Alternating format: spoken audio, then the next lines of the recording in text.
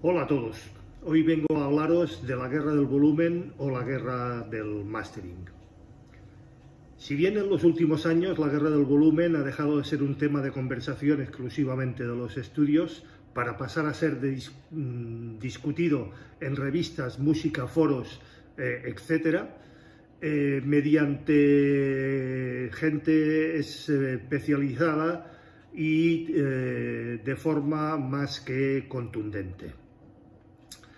Por eso decidí hacer este post, donde trataré de recopilar un poco de los orígenes, factores desencadenantes, su estado en la actualidad y el más que probable futuro de la implícita batalla por lo que algunos llaman la guerra del mastering o la guerra del volumen, o ver quién consigue que las cosas suenen más fuertes. El hecho que le dio una mayor relevancia al término guerra de volumen en la cultura popular fue sin duda la guerra que se sucumbió en el disco Dead Magnetic de Metallica, allí por el año 2008, porque demostró más que de sobras el hecho de que la lucha por lograr que la música suene muy fuerte puede traer consecuencias irreparables en cuanto a sus calidades. Esto sucedió porque la gente se dio cuenta que en las versiones masterizadas del disco sonaba inmensamente, pero inmensamente peor que la misma versión sin masterizar que estaba presente en el juego Guitar Hero. La gente en general no entendía a qué se debía este fenómeno, pero se empezó a cuestionar el origen del problema. Teniendo en cuenta que eso haremos en este análisis histórico de la guerra del volumen, dando algunos ejemplos prácticos para ilustrar todos estos puntos. Empecemos entonces. ¿La guerra del volumen qué es? De manera concisa, la guerra del volumen consiste en una batalla implícita donde el ganador es el que logra que su música suene más fuerte en cualquiera de sus formatos. Dicho de esta manera puede sonar un poco estúpido, pero la realidad es que el volumen de la música es uno de los factores que más influyen en nuestro juicio sobre la calidad de la misma. Aunque parezca mentira, ya lo he comentado en anteriores posts, contra más fuerte suena, mejor parece que suena. Y eso es pura mentira. También entran en juego evidentemente las curvas Fletcher-Munson, que también influyen en este caso, es decir, las curvas de Fletcher-Munson, contra mayor presión acústica, mayor sensación en nuestros oídos. Es en la práctica, en la competencia que existe entre los lanzamientos discográficos, en la que los ingenieros de mastering intentan que sus masterizaciones suenen igual o más fuertes que en la competencia, ayudándose para este fin de herramientas como pueden ser los compresores o los limitadores expansores, básicamente. ¿A qué se debe esto? Primordialmente a la psicoacústica, como hemos visto hace un momento. Si se nos presentan dos sonidos iguales, pero uno con una diferencia de volumen, los seres humanos tendemos a preferir los que suenan más fuertes, aunque el sonido en esencia sea exactamente el mismo. El sonido más fuerte tendrá una apariencia de mayor detalle, mayor definición y se escuchará con más graves. Y eso crea un sesgo inconsciente en nuestras mentes y nos hará creer que suena mejor el que mayor potencia o mayor cantidad de sonido tenga. El problema radica en que el sistema auditivo no responde igual en todos los volúmenes, como hemos dicho, las más que mencionadas curvas de Fletcher-Munson.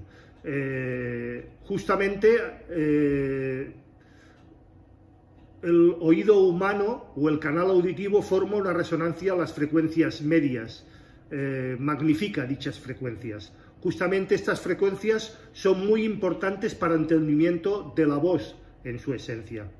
Debido a que esta resonancia, los seres humanos tenemos mayor sensibilidad en este rango de frecuencias en comparación con los graves o los agudos. Por lo tanto, se necesita más nivel de volumen en las bajas y altas frecuencias para tener la misma sensación de sonoridad que en los medios. Este fenómeno tiende a emparejarse a mayores niveles de presión sonoras, volumen.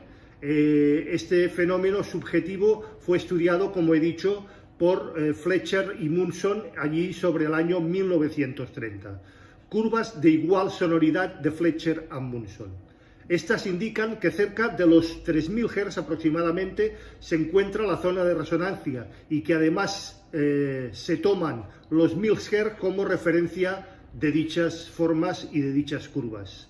Por ejemplo, un nivel de presión de 3 dB forma la curva de 30 Fons y a un kilociclo, pero se requieren 58 dB a 20 dB para tener la misma sensación de igualdad sonórica. Espero haberme expresado bien y que lo podamos entender sin gráficas, ya disculparéis.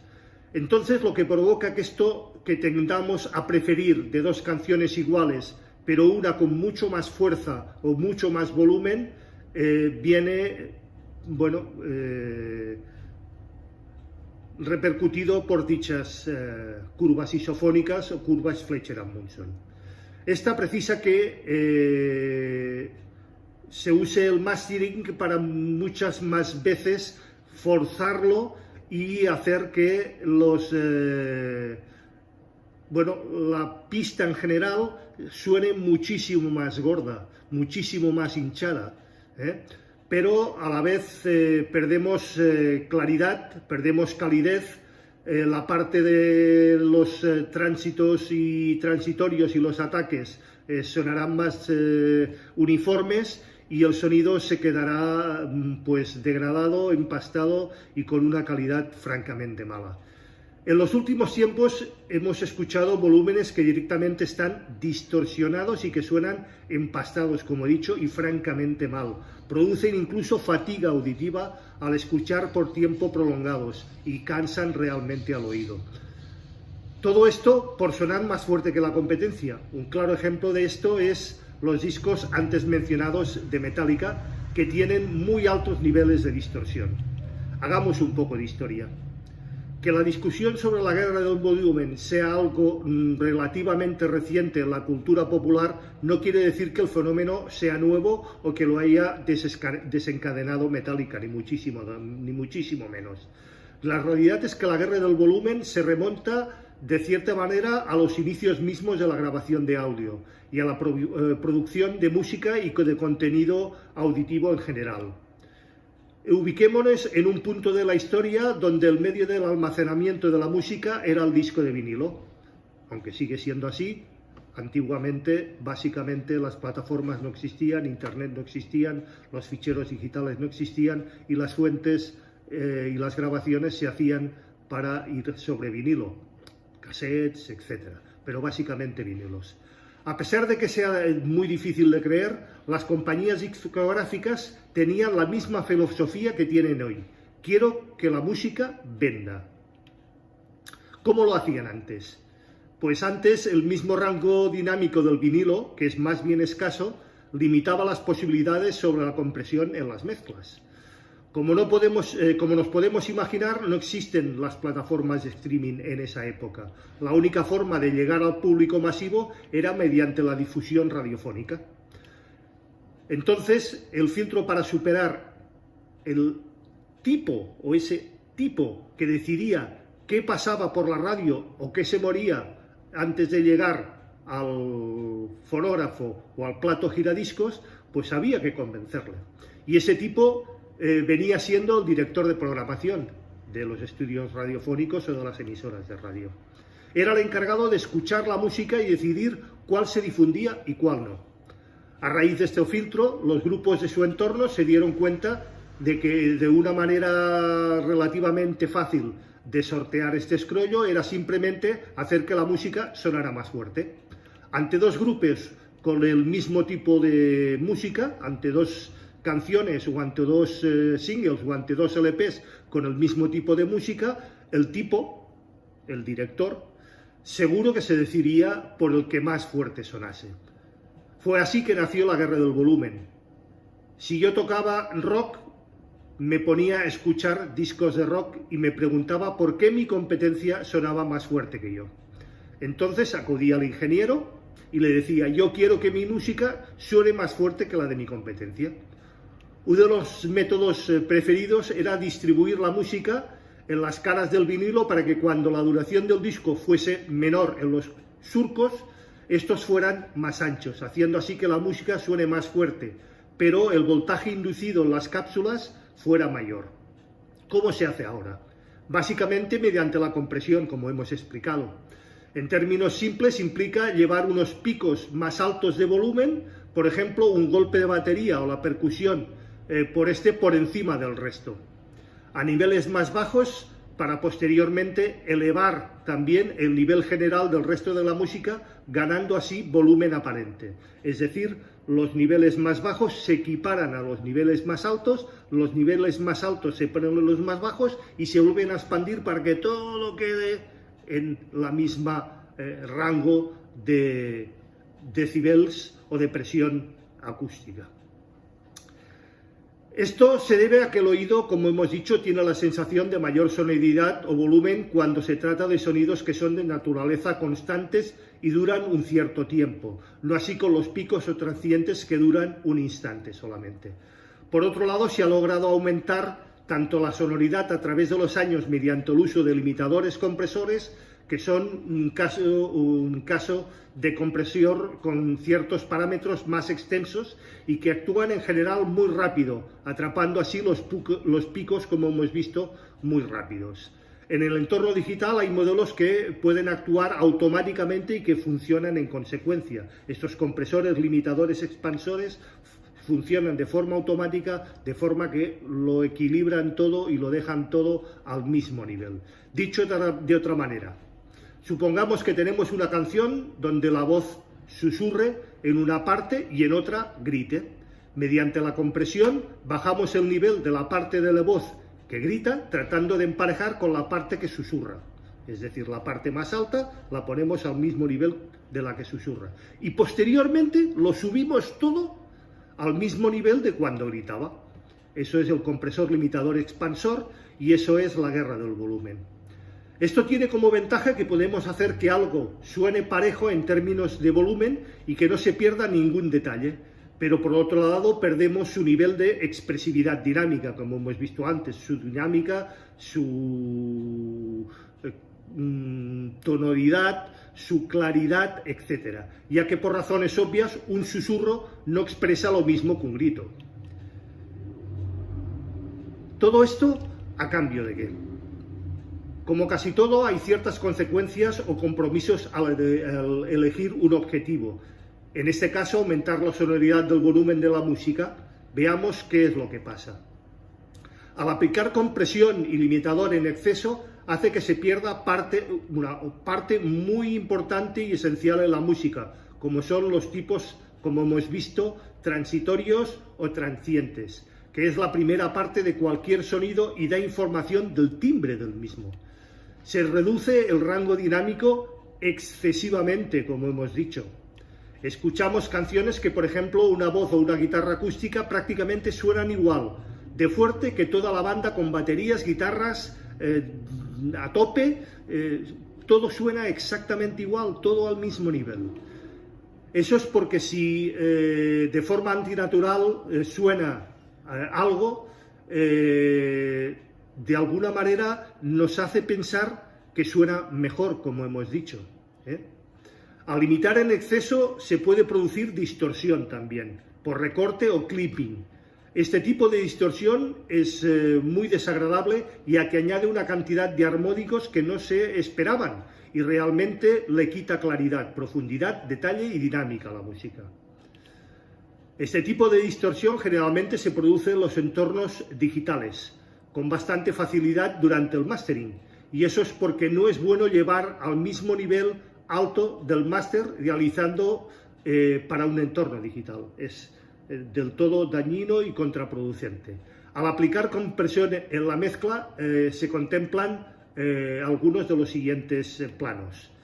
Sin darnos cuenta, también estamos modificando la mezcla, es decir, si en la mezcla había, por ejemplo, un lugar donde un elemento sonaba más fuerte a propósito, después de aplicar la compresión, ese elemento no suena más fuerte, suena exactamente igual que el nivel más bajo.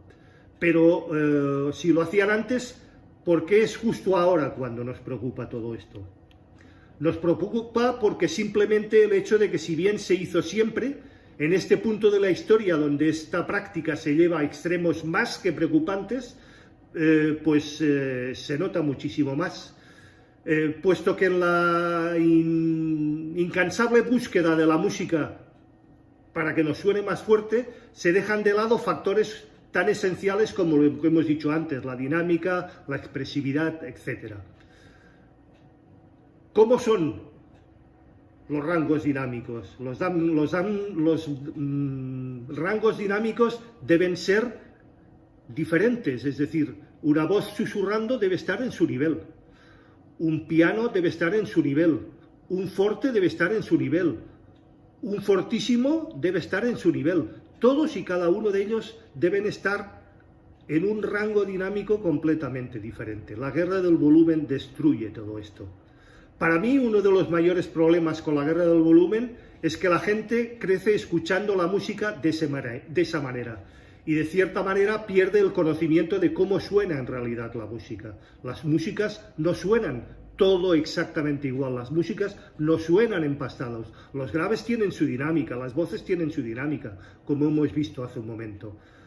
Para esto hay que escuchar con buenos oídos, preocupándonos en escuchar sobre todo música en vivo, no grabaciones. Siempre que podamos escuchar música en vivo, muchísimo mejor, y habituaremos nuestro oído y lo formaremos para que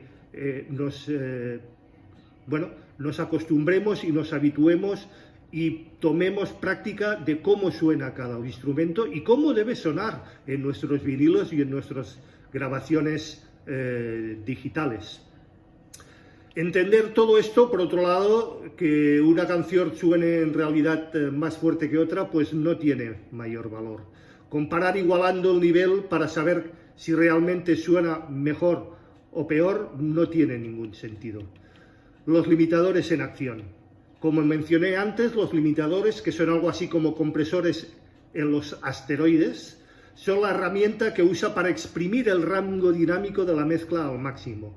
Por lo general, en el mastering, para lograr resultados aún más extremos, que se usan varios limitadores encadenados, evitando así los efectos negativos sobre exigir a cada uno de ellos y al mismo tiempo ganándoles algunos dBs en el proceso. Todo suena casi igual. La vida que podría llegar a tener la grabación se pierde, se destroza con un limitador. Ese es el precio que se suele pagar para que tus mezclas o tus tracks o tus discos o tus grabaciones suenen más fuertes que la competencia. La guerra del volumen en comparativa. Para hacerlo he elegido algunos discos que considero más que significativos usando la información de la base de datos del rango dinámico. Elaboro un rango top de 10 discos con sus respectivos rangos dinámicos promedio. Este es un excelente indicador para mostrarnos qué tan comprimido está un disco y qué tan fuerte suena. También se puede observar, si bien la situación ha empeorado muchísimo en los últimos años, todo lo que esto implica con relación a lo que debería ser la realidad. Es decir, el Dead Magnetic, que salió en el año 2000, tiene menor rango dinámico incluso que sus contras de discos lanzados en el 2003. A su vez, el Californication de Red Hot Chili Peppers tiene resultados parecidos, ya que se grabó en 1999.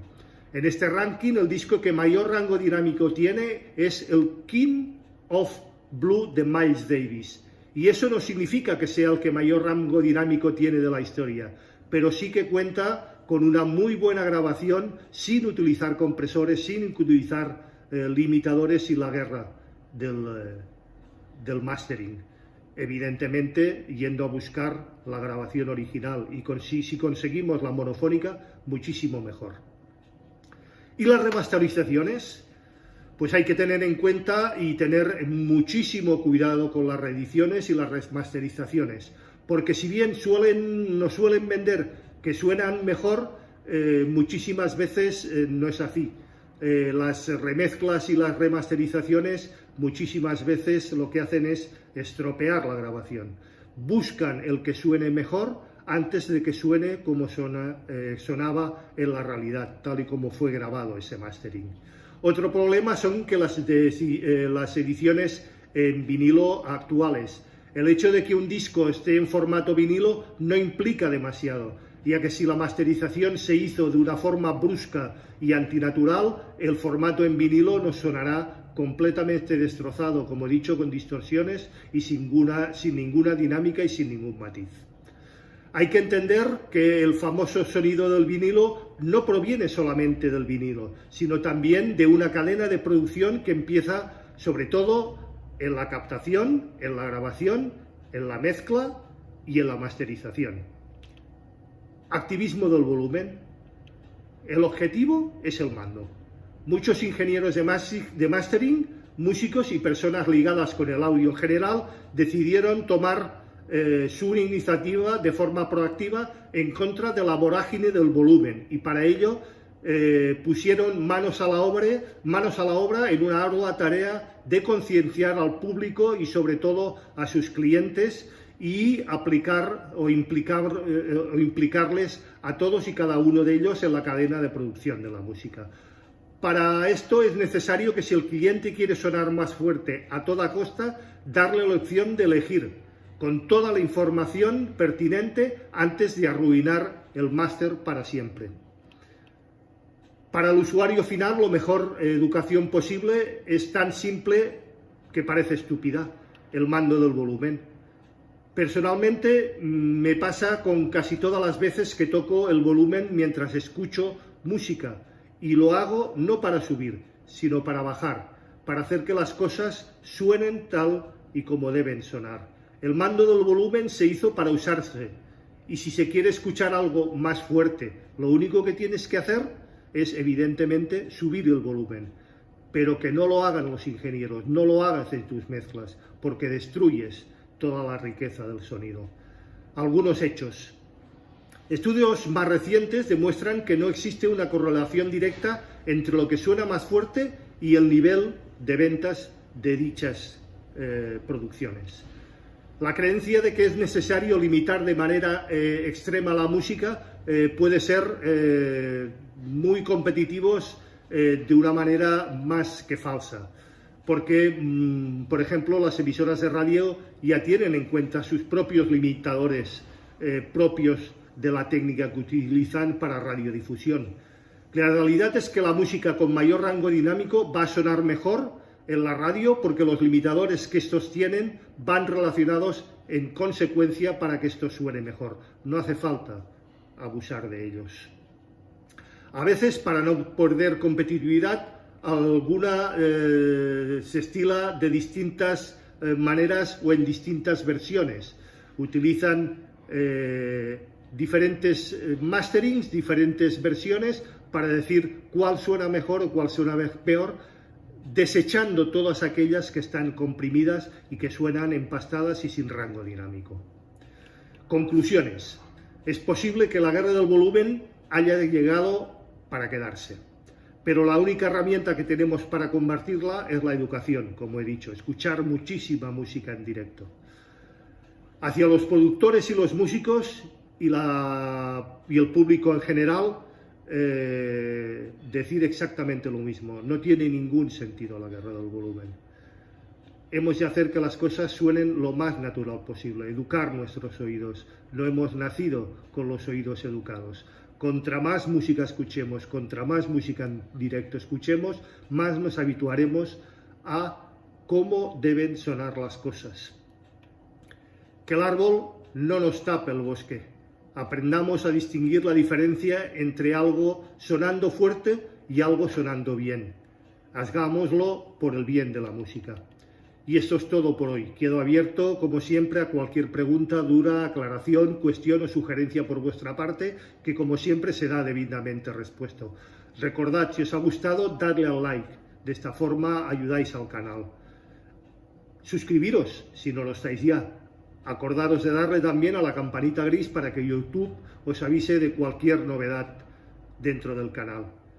Daros las gracias y nos vemos el próximo viernes, si así lo creéis, en A las 8 estrenamos. Buen fin de semana, muy buena semana y hasta entonces. Espero no haber sido extremadamente pesado y con demasiadas explicaciones técnicas.